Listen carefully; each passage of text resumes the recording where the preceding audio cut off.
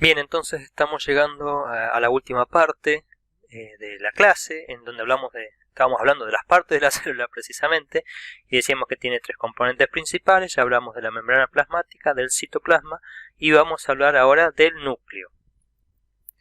El núcleo es esta estructura que se encuentra dentro de la célula, que vemos acá. Es una estructura esférica a ovalada, y la mayoría de las células vamos a ver que tienen un único núcleo. Pero hay otras células que van a tener varios núcleos. Hay algunos pocos ejemplos, pero son las células musculares esqueléticas. Esa es la fibra muscular. Cada célula es una célula muy grande que contiene múltiples núcleos. Y hay otras que carecen de núcleo, como son los glóbulos rojos y las plaquetas también. ¿Sí? Pero vieron que los glóbulos rojos, por ejemplo, es la célula que mayor presencia tenemos en nuestro organismo, casi un 82%, sin embargo, carecen de núcleo. Ya cuando veamos cómo se sintetizan vamos a entender por qué carecen de núcleo. Entonces, decimos, pero sí, generalmente las células que están activas metabólicamente son células que tienen un núcleo y generalmente tienen un único núcleo. Entonces vamos a ver que el núcleo está constituido por una envoltura nuclear, que es la membrana nuclear. Esta membrana nuclear es una doble capa de membrana, es decir, existe una membrana exterior y una membrana interior formada por una bicapa lipídica, cada una de ellas. O sea, existe una bicapa lipídica exterior y una bicapa lipídica interior.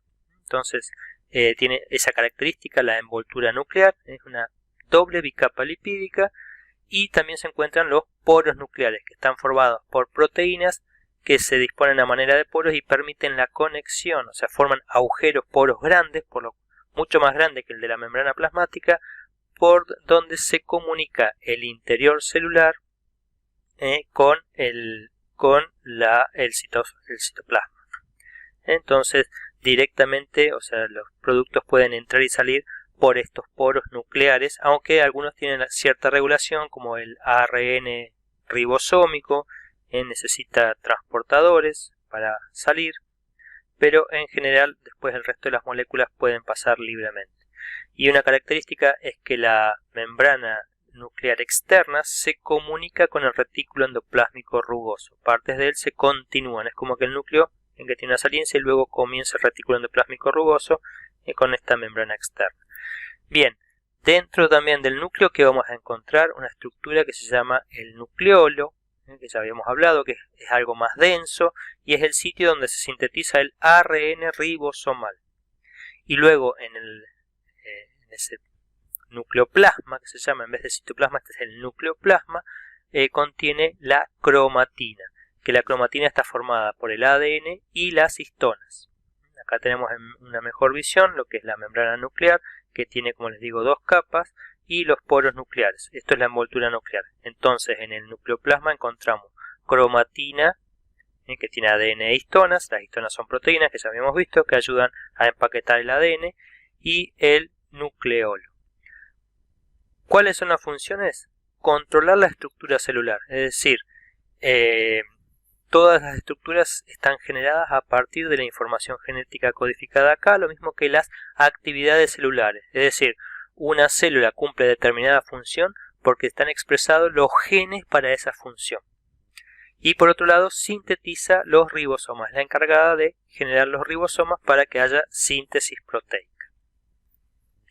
En el núcleo vamos a encontrar la mayor parte del ADN de la célula. Dijimos que un poquito también está en las mitocondrias, o sea, las mitocondrias también tienen su ADN, pero es mucho más chico. Entonces, la mayor parte del ADN de nuestras células está en el núcleo. Y este ADN, habíamos visto, si no repasen la clase anterior, que está asociado con proteínas específicas llamadas histonas. Las histonas les permiten formar lo que serían los nucleosomas, como núcleos de proteína y ADN, que se enrollaba dos veces alrededor de esa proteína, y muchas de esas proteínas enrolladas de esos nucleosomas se van empaquetando para formar lo que es un cromosoma. ¿Qué es lo que es? Entonces, los cromosomas son cadenas lineales de ADN que están unidas con proteínas, con las histonas. Dentro de los cromosomas encontramos los genes. Entonces, los genes están dentro de los cromosomas en una estructura, digamos, lineal. Son pedazos de cromosomas que codifican o que tienen información para sintetizar una proteína, que eso es lo que vimos también en la clase anterior. ¿Sí? En la clase anterior, si bien también fue bastante larga, ya vimos el tema de síntesis de proteica y cómo se genera a partir de un gen la proteína. Entonces, el cromosoma tiene miles de unidades hereditarias que se llaman los genes. ¿Sí? Nosotros tenemos casi 30.000 genes o aproximadamente 30.000 genes en todos nuestros cromosomas. Y fíjense que acá tenemos la estructura lineal del ADN en doble cadena. Acá tenemos una cadena y la otra cadena, una cadena sentido y su cadena complementaria. Recordemos que el ADN es doble cadena. Por un lado tenemos la cadena que codifica la información y del otro lado tenemos la parte complementaria, porque se acuerdan que las bases se aparean por complementariedad. La adenina con la timina y la citosina con la guanina. De esta manera tenemos, como vemos acá, GC, AT o TA, TA. De esta manera, fíjense cómo se forman dos hebras complementarias una de la otra. Entonces, una región discreta o concreta de un cromosoma tiene un gen. La siguiente va a tener otro gen y así sucesivamente. Entonces, acá por ejemplo tenemos gen A, gen B, gen C en esta molécula de ADN y codifica para las proteínas A, B y C. 3 proteínas. Acordémonos entonces que en los genes está la información para expresar proteínas. Y en función de las proteínas que expresa una célula es la función que va a cumplir.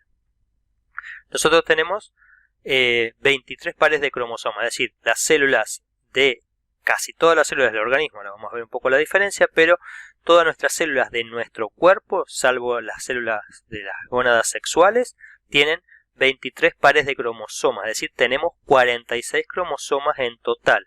Y eso es lo que se representa en un cariotipo humano. En un cariotipo humano es como una foto de los cromosomas.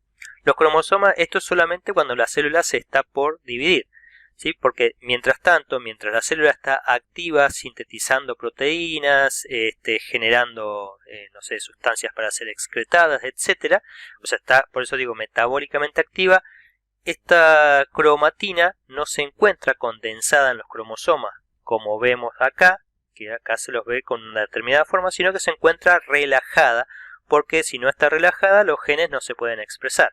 La cromatina es este material, cuando la célula no se está dividiendo, es un material más laxo, no tan denso, ¿sí? Es decir, no podemos distinguir en esas células los cromosomas. Los cromosomas se los puede distinguir cuando la célula se está por dividir, que es lo que vamos a ver también en este momento, en esta clase, en esta parte final. Pero en el cariotipo humano, en ese momento se pueden distinguir los 23 pares de cromosomas. Cromosoma 1, 2, 3. ¿Y por qué decimos que tenemos 23 pares? Porque nosotros heredamos un par del padre y un par de la madre. Entonces eso constituye los 23 pares, los 46 cromosomas. Cuando se une un espermatozoide con un óvulo, cada uno tiene 23 pares. Uno viene del padre y los otros 23 pares vienen de la madre. Cuando se fusionan, esos cromosomas que tienen información idéntica, uno del padre, uno de la madre, o relativamente idéntica, se juntan y bueno, ahí es donde se empieza a producir ya todas las células de nuestro organismo. Entonces se dice que nosotros tenemos en nuestras células tenemos 46 pares de cromosomas, siendo lo que se dice diploide, es decir, tenemos 2 juegos de cromosomas para cada uno y tenemos en total 23 cromosomas. La N representa el número de cromosomas y esta, la 2, indica que la célula es diploide, que tiene 2 juegos de cromosomas para cada uno de ellos. En cambio, si la célula tiene un solo juego de cromosomas, es haploide, que es los conceptos que vemos acá, conceptos importantes que tenemos que ir viendo. Todas las células de nuestro cuerpo, que se las llama somáticas, son diploides, menos las células de las gónadas, que son haploides, tienen una sola copia, que eso está hecho a propósito por la naturaleza para que se pueda dividir, o sea, juntar la información del padre con la de la madre. Todos los cromosomas son prácticamente iguales, salvo la de los cromosomas sexuales, el par 23, que en este caso es XX, pertenece a una genoma de una mujer, mientras que si fuera XY, en ese caso el cromosoma Y es mucho más chiquitito que el X, entonces sería XY. Es la única excepción donde los cromosomas no son casi idénticos. Esto nos permite a nosotros que cuando el cariotipo humano, que se estudia por ahí en el laboratorio, que es como en esa foto, permite diagnosticar anormalidades. A veces hay translocación, determinados cromosomas se pasan a otro y este se ve, por ejemplo, mucho más grande. Eso pasa en el síndrome de Down, cuando queremos hacer un diagnóstico prenatal, que se puede tomar una parte de las células del líquido amniótico y ver el cariotipo de ese bebé para buscar si hubiese fallas genéticas, o también monitorear algunas enfermedades malignas como las leucemias, en las cuales también o hay de lesiones grandes de algún cromosoma o translocaciones, cambios de un pedazo de un cromosoma al otro, o en el síndrome de Down, por ejemplo, sobra un cromosoma entero. Entonces hay lo que se dice una trisomía. En vez de algunos de estos cromosomas, en vez de ser 2 genes, son 3 genes. No es que se triplica todo el cariotipo, sino solamente uno de los cromosomas. Bien, finalmente el tema que nos queda ver es el de división celular, es decir, cómo una célula se divide. Bueno, y la pregunta sería, ¿para qué necesitamos que una célula de nuestro organismo se divida? ¿Sí? Y vamos a ver entonces que tiene su aplicación o su importancia, y hay dos tipos de divisiones celulares dependiendo de las células. Vamos a ver que casi todas las células de nuestro cuerpo sufren el proceso de división celular, la cual puede ser de las células de casi todo el organismo, que es una división somática que se llama la mitosis, o una división celular reproductiva que es la meiosis. Es la que vamos a ver ahora cuáles son sus diferencias y cuál es el proceso. Entonces, ¿para qué realizamos, por ejemplo, la división celular, la mitosis? Esta es específicamente para reparar tejidos dañados, por ejemplo, para el crecimiento de los organismos cuando una persona está creciendo, desde chico hasta adulto, y para renovar tejidos.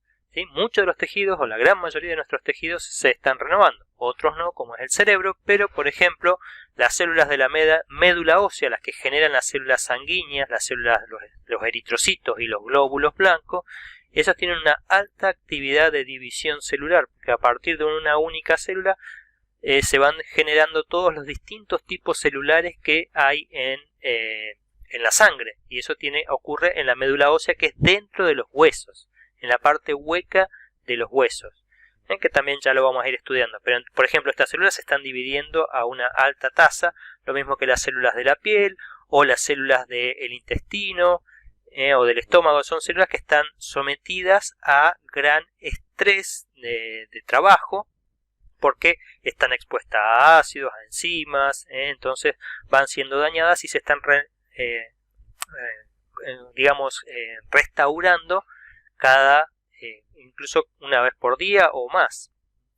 En la meiosis, en la división celular reproductiva, el objetivo es generar los gametos, las células necesarias para la fecundación, y esto se produce únicamente en las gónadas sexuales, en los ovarios en la mujer y en los testículos en el hombre. Entonces, la mitosis se produce en todas las células somáticas de nuestro organismo, menos en las células reproductivas, las encargadas de generar los gametos. En los gametos ocurre el proceso llamado meiosis. Acá en esta animación vamos a ver, entonces tenemos el epitelio del intestino delgado con estas saliencias que se llaman, tenemos estas vellosidades, las vellosidades intestinales, que aumentan, ¿sí?, la superficie del intestino. O sea, fijémonos que en este intestino entonces no tiene una superficie lisa, sino que tiene estas saliencias. Estas son las vellosidades, y cada una de las células tiene las microvellosidades. Fíjense que entonces todo este órgano está tapizado por el epitelio que se llama enterocitos. Fíjense que en las partes laterales tenemos enterocitos tal cual, y en la parte superior tenemos enterocitos muertos, y en la parte inferior, voy a retroceder un poquito, en la parte inferior tenemos un grupo de células que se llama stem cells. Estas son las células que se encargan de la división, estas son las que se encargan de la función, y estas son las que se mueren. Es decir, desde acá se generan células nuevas que van reemplazando estas que se van circulando, se van desplazando hacia arriba y cuando llegan a esta etapa ya están desgastadas y terminan muriendo. Entonces esta es una capa de enterocitos muertos, las células que se encargan de la digestión. O de la absorción, perdón, sería más bien así, de digerir lo que de absorber lo que se digirió en pasos previos. Bien, entonces esta es una de las funciones, por ejemplo, para renovar tejidos. Lo mismo ocurre con la sangre, habíamos dicho, los eritrocitos en circulación duran más o menos 90 días, luego se los tiene que retirar porque se dañan ya de tanto circular en los vasos sanguíneos. Entonces hay que renovarlos y constantemente se están renovando, o sea, nacen nuevos día a día y bueno, y se retiran de circulación o mueren por los macrófagos día a día, millones de eritrocitos. Ahora, ¿cómo ocurre la división celular? La división celular no es algo que ocurra de una manera desordenada, sino que tiene pasos establecidos y concretos. Y para que ocurra la división celular, entonces va a haber, tenemos que conocer lo que es el ciclo celular, que es una secuencia ordenada de eventos, mediante la cual las células somáticas van a duplicar todo su contenido y se van a dividir en dos. Entonces eso es básicamente el ciclo celular. Y el ciclo celular se divide en dos etapas. En la interfase, que es esto que está en violeta, que abarca casi, esta es una célula que se va a dividir cada 24 horas, y una fase mitótica. El objetivo es pasar de una célula madre a dos células hijas. Y entonces una célula que se va a dividir tiene que dividir tanto su núcleo como su citosol. Es decir, va a haber una división celular que corresponde al núcleo, que es la mitosis en sí, y otra división del citoplasma, o una vez que ya se dividieron los núcleos, que es la citocinesis. Bueno, entonces vamos a ver que la interfase consta de tres fases. La fase G1, que es una etapa que dura alrededor de 8 o 10 horas, donde tenemos una actividad metabólica muy alta, se duplican todos los orgánulos y los componentes del citosol, y el centrosoma, esa parte que organiza los microtúbulos, también comienza a replicarse.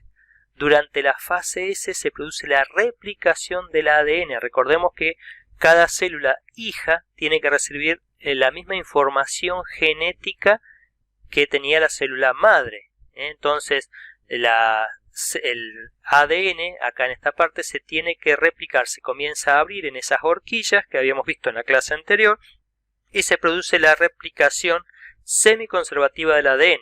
Es decir, tenemos el molde de doble hebra de ADN, fíjense que entonces se abre el ADN y se copia. Esta hebra se genera su hebra complementaria, esta es la hebra vieja y esta es la hebra nueva, la cadena nueva, y acá tenemos la hebra vieja y la cadena nueva. A partir de esta que va de 5' a 3', se genera la complementaria que va de 3' a 5', y de esta que va de 3' a 5', la orientación del ADN, se va a generar su hebra complementaria. De esta manera, todo el material genético queda dividido en dos cromátides. Se llama, esta va a generar una cromátide y esta va a ser otra cromátide. Acá también tenemos el mismo ejemplo, ¿sí? La doble hebra de ADN que se abre para generar una copia nueva con una cadena vieja y una cadena nueva, cada una de ellas. De esta manera, cada cromosoma ahora tiene dos cromátides. Entonces, luego vamos a ver que los cromosomas entonces son 23 pares, tenemos 46 cromosomas, y cada uno de esos cromosomas, de esos 46 cromosomas, tiene su copia idéntica, tiene una cromátide original y una cromátide copia, o si queremos decir una semiconservativa, una vieja y una nueva, una cadena vieja y una nueva, una vieja y una nueva. Entonces, cada uno de ellos constituye una cromátide. El cromosoma condensado, que vemos durante la división, está formado por esta cromátide y esta cromátide, cada uno de los 46 cromosomas. Y eso ocurre en el ciclo o en la fase S, que es la fase de replicación. Luego pasamos a la fase 2, donde se continúa con el crecimiento celular y se van a sintetizar las enzimas y proteínas necesarias para la división, y el centrosoma, que ahora se estaba replicando, hay dos copias de esos centrosomas, de esos usos mitóticos que van a ser los que van a formar los usos mitóticos a partir de cada uno de los centrosomas. Bien, una vez que se ha concluido, después la fase S dura unas 8 horas y la fase G2 unas 4 a 6 horas. Una nota al pie, digamos, si la célula no se va a dividir por largos periodos, entra en un ciclo denominado G0, que es un ciclo como de reposo o de estadía ya con metabolismo basal. Las células como las neuronas están en G0 y otras células que se dividen muy poco, como pueden ser las células del hígado, los hepatocitos, que se dividen cuando es necesario o cuando se dañó alguno y hay que reparar el tejido. Si no, están en fase G0. Pero las células metabólicamente activas están generalmente siguiendo este ciclo. Las células somáticas siempre estamos hablando. Bien, una vez que se completaron esta fase, entramos en la interfase, que consta de fase 1, fase S y fase G2, entramos en la fase mitótica propiamente. Bien, entonces, la fase mitótica que comienza ahora consta básicamente de dos procesos.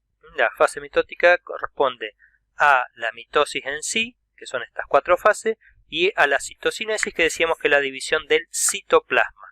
De esta manera van a quedar formadas 2 células hijas nuevas. La mitosis en sí, la división nuclear, comprende 4 fases, que es la profase, metafase, anafase y telofase, que casi todos hemos estudiado durante nuestros estudios en la secundaria, ¿sí?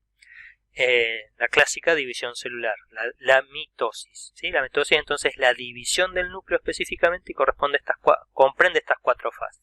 Fijémonos acá cómo ocurre esto. La célula que viene de la interfase, dijimos, había ya duplicado su centrosoma, tenía 2 centríolos y el material pericentriolar, así como todos los componentes citoplasmáticos y el ADN durante la fase de duplicación, ¿sí? Que era la fase S, la replicación del ADN. Entonces tenemos 2 cromátides unidas en la zona central, en los centríolos, y vamos a entrar una vez que está en la fase G2, comienza la división con la profase. Tenemos una etapa temprana y una etapa tardía. Durante la profase temprana, entonces los centríolos comienzan a ubicarse, a migrar hacia los polos, hasta que llegan ahí. Los cromosomas se condensan ahora de manera tal que se hacen visibles. Fíjense que acá no tenemos cromosomas, pero acá sí tenemos cromosomas con cada una de sus cromátides unidas en su centrómero. Ese centrómero es la región entonces donde se une una cromátide. Acá sería, esta es una cromátide y esta es otra cromátide para cada uno de los 46 cromosomas de nuestras células somáticas.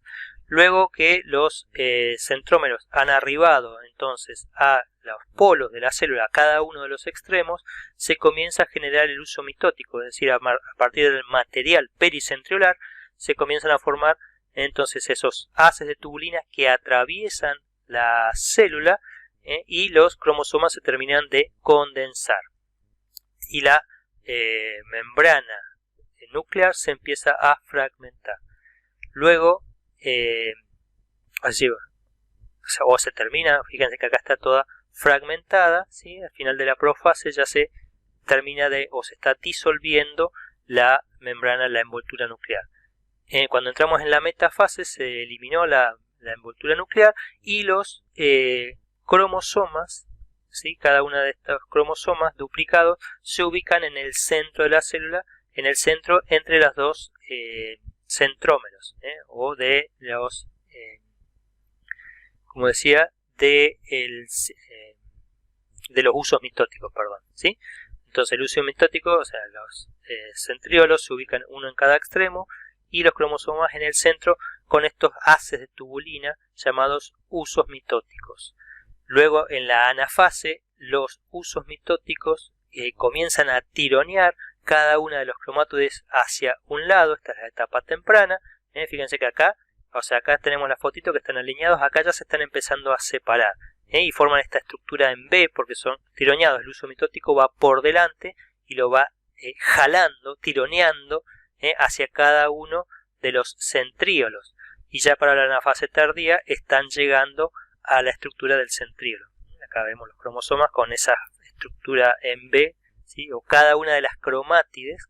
Entonces, esta cromatide y esta cromatide, que son cromátides homólogas, hermanas, no homólogas, perdón, sino las hermanas, cada uno es el mismo material, tiene copias genéticas idénticas, son traccionadas o llevadas hacia cada uno de los polos, ¿sí? Y luego viene la telofase, que es la etapa final, donde ya se terminan de mover los cromosomas y se empieza a formar nuevamente la envoltura nuclear, y los cromosomas se empiezan a desenrollar y van encontrando su disposición dentro de la envoltura nuclear, o sea, se forma un nuevo núcleo y en el citoplasma se forma este surco de segmentación para la siguiente fase, que es la citocinesis, en donde a partir del surco de segmentación se empiezan a afinar cada vez más, de manera tal que hasta llega un punto en el que se corta la membrana plasmática y de esta manera se produjo la división celular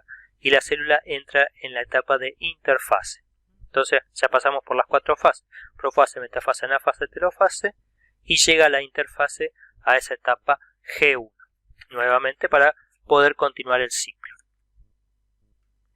Y acá tenemos, bueno, esa animación que veíamos hoy. Entonces ahora vamos a adelantar un poquito, en donde vemos cómo ocurre el proceso. Vamos un poquito más atrás. Sí, acá vamos a ver, a partir de una célula tenemos los cromosomas en la fase de síntesis. Fíjense qué pasa, se tiene que duplicar el material genético. Cada cromosoma va a tener ahora su cromátide hermana o igual, complementaria. Luego entra en la fase 2, donde se sigue sintetizando más de las enzimas, y de ahí entramos en la fase mitótica.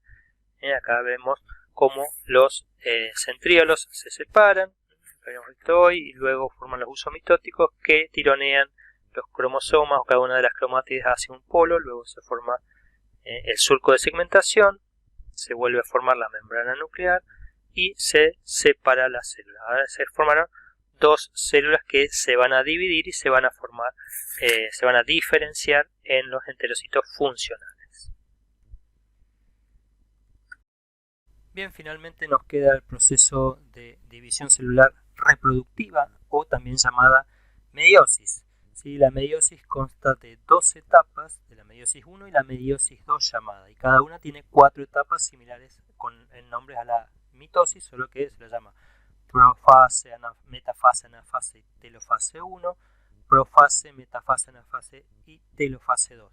Recordemos entonces que durante el proceso de la meiosis, que se produce o ocurre en las gónadas sexuales, pasamos de células diploides, es decir, que tienen 46 cromosomas o 23 pares de cromosomas, a células haploides que tienen 23 cromosomas. Bien, entonces se separan los cromosomas, digamos, el que viene del padre del que le viene de la madre.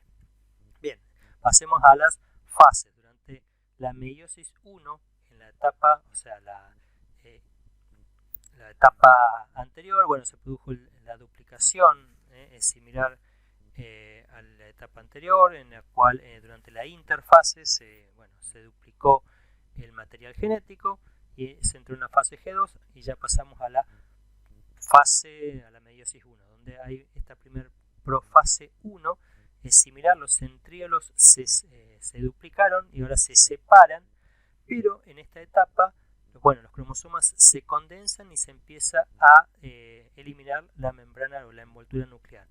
La diferencia acá es que en esta etapa se aparean los cromosomas homólogos, es decir, el cromosoma 1 del padre se aparea con el cromosoma 1 de la madre, el 2 del padre con el 2 de la madre, los que a su vez esos cromosomas tienen cada uno 2 cromátides, que es lo que tenemos representado acá. Fíjense, estas X, azul y roja, representan, por ejemplo, el cromosoma 1 del padre con sus 2 cromátides y el cromosoma 1 de la madre con sus 2 cromátides. Entonces se forman las tétradas con las cromátides hermanas enfrentadas, ¿sí? El del padre con el de la madre y así sucesivamente cada uno de los cromosomas. Entonces forman estas tétradas, porque son 4 cromátides que se enfrentan. Y estas tétradas se dice que están formadas por las sinapsis entre cromátides hermanas de cromosomas homólogos. Entonces es como que hay puntos de contacto. Durante esta fase ahora ocurre lo que es el entrecruzamiento entre cromátides hermanas, el crossing over, es decir, material genético de una cromátide puede pasar de una cromátide homóloga, pasa al de la otra y así sucesivamente. Se intercambian material genético. Eso se llama entrecruzamiento o crossing over, que es un proceso importante para tener más variabilidad genética. Es decir, no es, por ahí muchas veces ocurre que no se hereda exactamente en el mismo cromosoma el gen del padre nada más, sino que podemos tener el gen de la madre en el cromosoma del padre. No sé si se entiende la diferencia. Es decir, nosotros no necesariamente las características del padre son las que se heredan, sino también que puede ser la de la madre a pesar de que hayamos recibido el cromosoma paterno. ¿Por qué ocurre eso? Porque genes maternos se intercambiaron durante este proceso en el cromosoma de la madre. Esos genes pasaron al cromosoma del padre y viceversa. ¿Sí? Esos genes de ese cromosoma pasaron al cromosoma de la madre. Entonces luego se forma esta placa de metafase, que es un punto o una línea central, entonces en donde quedan divididos, se formaron los usos mitóticos, en donde quedan divididos los cromosomas homólogos, y entonces ahora durante la metafase se comienzan se alinean para poder luego en la siguiente fase, en la anafase, separarse los cromosomas homólogos, y en la telofase ya se vuelve a formar el núcleo celular y se produce la división celular. ¿Qué pasa acá? Entonces cada una de estas células que vamos a pasar acá ahora quedó con la mitad del material genético, tiene 23 cromosomas, así que acá se redujo de 2n, o sea de 2 por 23 que son 46, a n, que n es igual a 23, o sea el número de cromosomas de esta especie, de nuestra especie, es de 23. Entonces una vez que se produjo esta primer meiosis, la meiosis 1, ¿sí? Nos quedaron 2 células hijas con 23 cromosomas, y ahora se va a producir la meiosis 2, que consta de profase 2, metafase 2, anafase 2 y telofase 2, que tiene un proceso análogo al de la mitosis. Los centríolos se duplican, se ubican hacia los extremos durante la profase 2, los cromosomas están condensados, durante la metafase se alinean en el nivel central, con los usos mitóticos ya generados entre los dos centríolos, y luego empiezan durante la anafase a separarse las cromátides hermanas del cromosoma, migrando uno hacia un polo y el otro hacia el polo derecho, en este caso, e izquierdo, y durante la telofase ya vuelve a sintetizarse o regenerarse el núcleo celular y se produce la división del citoplasma, de la citocinesis. Y de esta manera, a partir de una célula original, quedan 4 células con la mitad de material genético, que son las que van a producir los gametos, las células reproductivas, para que cuando se unan con la célula reproductiva femenina con la masculina se forme nuevamente una célula que va a dar origen a un nuevo organismo con 23 pares de cromosomas. 23 pares, o sea, cada par tiene sus cromosomas homólogos, ¿sí? Cromosoma 1 paterno con cromosoma 2 materno y así sucesivamente. Bien, de esta manera hemos concluido con la clase número 5.